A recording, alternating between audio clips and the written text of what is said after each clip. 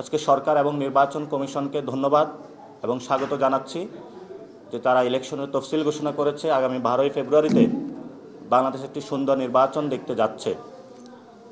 আমরা একটি কথা বলবো, সরকার এবং নির্বাচন কমিশনের নির্বাচন নিয়ে সদিচ্ছা রয়েছে, কিন্তু নিরপেক্ষতা এবং সক্ষমতার অভাব রয়েছে।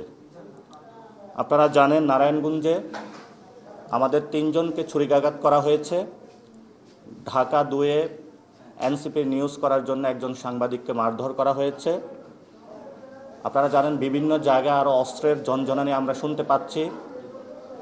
আমরা এই ইলেকশনে সুষ্ঠু নির্বাচনের জন্য পেশিশক্তি, টাকার প্রভাব, গডফাদারের যে সংস্কৃতি আমাদের অতীতে নির্বাচনে রয়েছে, সেই সংস্কৃতি কতটুকু বন্ধ করতে পারবে সেই বিষয়ে নির্বাচন কমিশনের উপরে আমাদের যথেষ্ট সন্দেহজনক অবস্থান রয়েছে। এবং নির্বাচন কমিশন দলীয় প্রভাবের বাহিরে গিয়ে কতটুকু নিরপেক্ষ হতে পারবে সেই বিষয়ে আমাদের সন্দেহের জায়গা রয়েছে। এবং বর্তমান যে পরিস্থিতি রয়েছে, লটারির মাধ্যমে এএসপি ডিসি নিয়োগ করা হচ্ছে, কিন্তু সেটা জাতির সামনে সুস্পষ্ট করা হয় নাই কাদেরকে নিয়োগ করা হচ্ছে। একটা অস্বচ্ছ প্রক্রিয়ার মধ্যে করা হচ্ছে।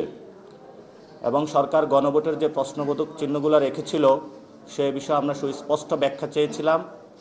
আমরা এই পর্যন্ত কোনো সুস্পষ্ট ব্যাখ্যা পাইনি। নির্বাচনে আমরা যাচ্ছি, আমরা এই নির্বাচনে পুরো দেশবাসীকে বলবো, আপনারা ভোট কেন্দ্র জনগণের হোক। ভোট কেন্দ্র কোনো দলীয় গুন্ডা বাহিনী, সন্ত্রাসী, চাঁদাবাজি, যারা দুর্নীতি, মানি লন্ডারিংয়ের সাথে যুক্ত, তারা ভোট কেন্দ্রগুলো দখল না করুক। জনগণের ভোট কেন্দ্র জনগণই পাহারা দিক। এবং যে আইন শৃঙ্খলা রয়েছে সেই আইন শৃঙ্খলার আমরা যথেষ্ট সক্ষমতার পরিচয় দেখতে পাচ্ছি না। এবং আমরা এও বলে আসছি, বর্তমান যে নির্বাচন কমিশন রয়েছে তাদেরকে একটি পুনর্গঠনের কথা, কিন্তু তাদের অধীনে নির্বাচন আয়োজন হতে যাচ্ছে। তারা অনেক উদ্যোগ নিয়েছে প্রবাসী ভোটাধিকারের বিষয়ে, আমরা সেগুলোকে স্বাগত জানাচ্ছি।